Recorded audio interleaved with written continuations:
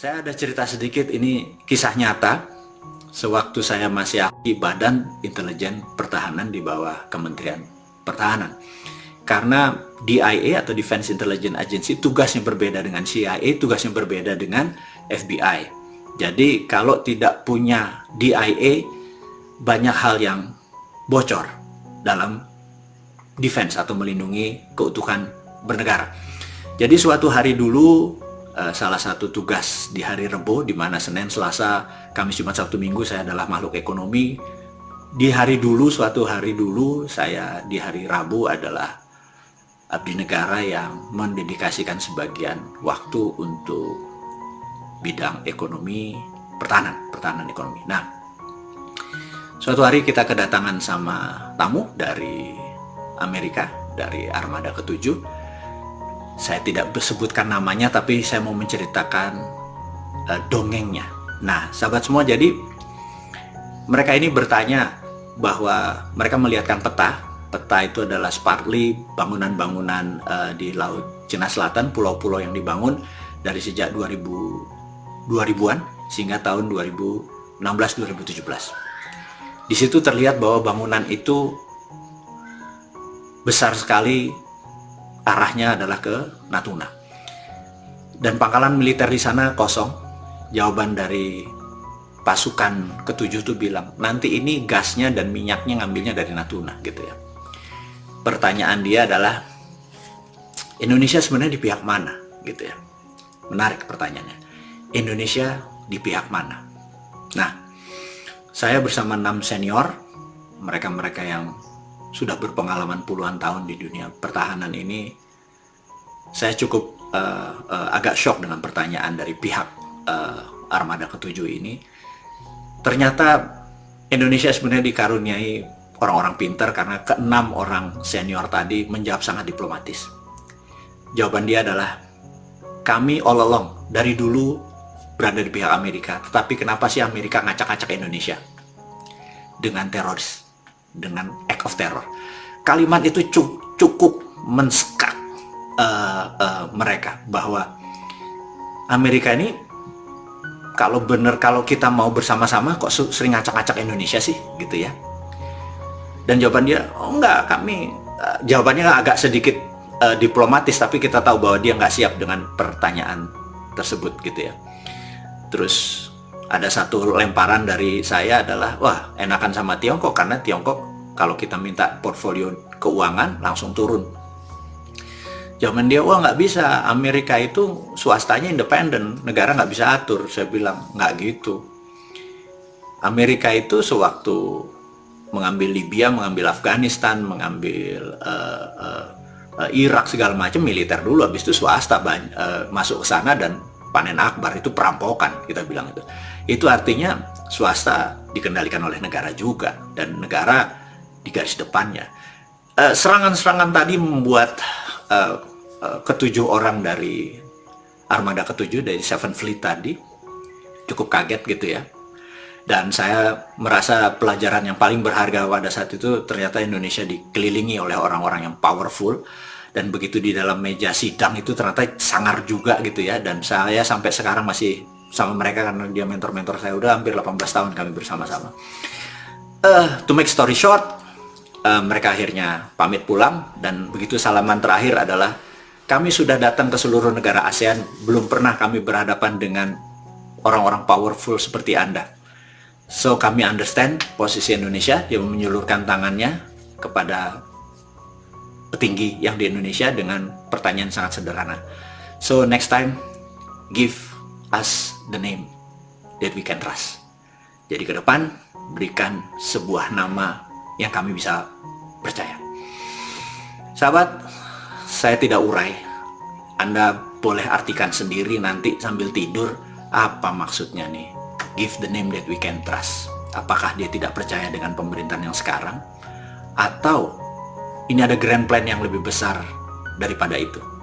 Tapi itu semua hanya kiasan, hanya sanepo, hanya nanti cerita sebelum tidur untuk Anda diskusikan dengan diri sendiri atau dengan sahabat semua. Saya hanya bercerita bahwa Indonesia ini banyak sekali orang-orang yang powerful. sayangnya dia tidak berada di lingkaran politik. Kembali kita bercerita tentang geopolitik, geostrategi, geoekonomi, tapi dari sisi internasional. Sahabat semua, Partai Demokrat berkuasa. Jauh-jauh hari saya adalah orang yang memihak kepada, di Partai Demokrat ya, saya memihak pada Bernie Sanders. Karena bukan apa-apa, karena Bernie Sanders memiliki penasihat keuangan atau economic advisors-nya, dia adalah Stephanie Kelton. Stephanie Kelton adalah seseorang yang sama dengan saya, sangat mempelajari dan memperhatikan dan mendetail sekali tentang MMT, Modern Monetary Theory. Di dunia ini hanya 2 negara yang mempraktekkan MMT, Modern Monetary Theory, yaitu Amerika dan Tiongkok. Amerika sejak tahun 71, Agustus 71, dan Tiongkok sejak 1989. Dan saya berharap Indonesia menjadi negara ketiga menggunakan MMT secara murni, di mana kalau old mind saat ini masih belum mau menerima MMT, mudah-mudahan new mind nanti di 2024 bisa mengadopsi sehingga kita menjadi negara berdaulat melebihi Tiongkok dan melebihi Amerika. Kenapa kita mengatakan melebihi? Sahabat semua, Tiongkok itu negara kontinental. Indonesia negara archipelago, maritim. Amerika kontinental. Maka kontinental dengan archipelago dengan maritim itu 2 ball game atau 2 permainan yang berbeda. Dan sahabat semua tahu bahwa Tiongkok itu yang subur hanya sisi timur dari Tiongkok. Tengahnya Tiongkok kering, baratnya Tiongkok kering. Jadi sisi timur lah yang menghidupi 1,5 miliar penduduk Tiongkok. Jadi Tiongkok tidak memiliki sumber daya alam seperti Indonesia. Tidak memiliki sumber daya alam yang di bawah tanah, tidak seperti Indonesia. Tidak memiliki sumber daya alam di atas permukaan tanah seperti Indonesia yang subur dengan vulkanik tektonik yang selalu Allah berikan rutin gempa kecil yang untuk disebar pupuknya tadi. Tiongkok tidak memiliki itu. Amerika punya, sama Amerika juga tidak punya. Dan saat ini yang menarik, negara seperti Tiongkok yang tidak punya sumber daya alam, tetapi dia bisa menguasai di bursa rare earth atau tanah jarang, bursa tanah jarang. Nah, tanah jarang itu, sahabat semua, bukan hasil tambang. Tanah jarang atau rare earth adalah proses dari cracking benda-benda mineral biasa. Jadi bukan, oh, tambangnya thorium di mana, tambangnya uranium di mana, nggak bisa begitu. Karena untuk mendapatkan itu mereka harus melalui proses cracking. Dan saat ini mereka untuk bahan cracking tersebut mereka bisa ngambil materialnya, misalnya dia ngambil nikel, kemudian dapat lithium, dibayarnya nikel. Dia bisa ngambil bauksit, dia bisa ngambil yang lain, nanti dia bisa mengambil thorium dari sumber yang lain. Jadi terkadang karena kebodohan kita, ya kita akui, nggak usah pejabat ya, kita akui, termasuk saya, adalah membiarkan sumber daya alam kita yang diambil, yang dibayar yang termurah gitu ya. Misalnya nikel yang termurah, lithium yang termahal, lithiumnya nggak dibayar gitu ya, diambilnya adalah nikelnya. Dan saya sebenarnya sudah gerah sebenarnya secara pribadi, sumber daya alam kita ini harusnya tidak boleh dikelola seperti itu. Jadi kalau bisa jangan sumber daya alam diambil mentah atau ore-nya, tetapi harus sampai finish produknya. Jadi kalau nikelnya 99,9-nya refinery-nya harus di Indonesia. Kalau mau ambil uraniumnya sampai uranium 99,9 di Indonesia. Kalau mau ambil aurum atau emasnya yang dari Freeport atau dari kopernya itu jangan koper konsentrat dikirim ke luar negeri. Karena ada AU-nya di situ, ada aurumnya. Kenapa nggak buat refinery di Indonesia sehingga AU-nya tadi atau aurumnya tadi, emasnya tadi 100% udah di Indonesia. Pokoknya namanya mineral yang 99,9 jadi metal tadi, itu harus prosesnya berada di Indonesia. Jadi jangan sumber daya alamnya. Nah, sekali lagi, mereka menjadi negara besar, Amerika dengan teknologi dan hak paten, dengan kekuatan berpikirnya. Dan kenapa Amerika bisa dengan kekuatan berpikirnya, saya sekedar mengingatkan waktu operasi intelijen yang sangat terkenal. Boleh baca bukunya ya, saya setiap bulan saya baca buku satu. Sekarang saya lagi baca buku namanya Oneness versus 1%. Oke, kita nggak usah bicara lagi, hanya membuktikan bahwa saya setiap bulan baca. Dan ada salah satu buku yang menarik, judulnya Operation Paperclips. Operation Paperclips ini adalah sebuah operasi intelijen dari CIA yang mengambil 1.100 ilmuwan Jerman sebelum Rusia menyerang Jerman. Jadi sebelum Hitler dieksekusi. Nah, 1.100 ilmuwan tadi dibawa ke Amerika menjadi warga negara Amerika, dan sejak saat itu Eropa tidak mendapatkan Nobel banyak seperti Nobel yang diperoleh oleh bangsa Amerika karena mengambil orang-orang pinter. Dan di sana kita tahu patennya itu bisa ribuan per hari, di Indonesia cuma 6 kali setahun, paten internasional ya. Dan di sini bahwa Amerika adalah negara yang sangat mengutamakan free thinking, bebas berpikir, anything possible di Amerika. Nah, sementara China karena sentralisasi, dia strong di government, kekuatan dia adalah di trading. Karena bangsa Tiongkok atau Chinese adalah secara bawah sadarnya adalah bangsa pedagang, kekuatan mereka di dagang. Jadi yang satu jago dagang, yang satu jago teknologi dan free thinker. Kedua bangsa ini dan negara ini menjadi bangsa besar, dan karena itu kalau Indonesia menggunakan MMT, Indonesia ini bangsa yang luar biasa. Satu, bangsa Indonesia bangsa yang kreatif. Udah, jangan ditanya deh. Bangsa Indonesia bawah sadarnya adalah orang yang kreatif. Kemudian alamnya, bangsa Indonesia itu memiliki mineral yang luar biasa, yang di dalam tanah, di permukaan tanah luar biasa, dan di lautnya kita mengontrol ikan dan mengontrol jalur distribusi. 4 kekuatan geografi ini harusnya menjadi strength ya bangsa Indonesia, dimana kalau nanti new mind berkuasa, lihat, tidak pakai apa yang old mind lakukan, ditambah MMT dengan kemampuan printing money, zero interest. Anda tahu ya, MMT nanti Anda akan menjadi zero interest. Karena itu kalau ada isu katanya demi membuat Indonesia maju, ada baiknya pejabat sekarang memerintah sampai 3 periode gitu ya, 15 tahun. Jadi itu bedanya, kalau dia minta 15 tahun, Bosman cuma minta 2 hari gitu ya. 2 hari ini, hari pertama Anda semua tahu, saya ulangi lagi ceritanya. Hari pertama adalah kita akan nolkan bunga deposito. Begitu bunga depositonya nol, maka ada 5.600 triliun keluar dari bank tersebut. Kalau Anda punya 1 triliun rekeningnya, katakanlah, yang setiap tahun Anda dapat 50 miliar duduk-duduk manis, pamer-pamer di IG tentang kekayaan Anda, mendadak Anda jadi nol, nggak punya income. Karena memang Tina ya, there is no alternative. Nggak ada alternatif lain kecuali bunganya kita nolkan. Akhirnya uang itu dikeluarkan. Kalau Anda keluar itu ke luar negeri, Anda kena penjara 10 tahun, namanya flight capital. Ini new mind nanti pasti akan lakukan. Akhirnya uang itu akan menjadi proyek, akan menjadi underlying bisnis di Indonesia. Muter dalam 1 malam itu muter, tumbuh tanpa perlu duitnya Tiongkok, tanpa perlu IMF, tanpa perlu minjem, tanpa perlu menteri yang sangat pintar-pintar. Ekonomi langsung tumbuh dalam 1 malam. Dan apa yang terjadi habis saat itu? Ya marah. Ya hari ketiga Bosmannya ditembak gitu ya, mati. Ya sudah. Tapi 2 hari itu akan membuat semua orang tercerahkan, membuat orang keluar dari solusinya. Ya nanti penggantinya ya langsung menjalankan metode strategi new mind ini.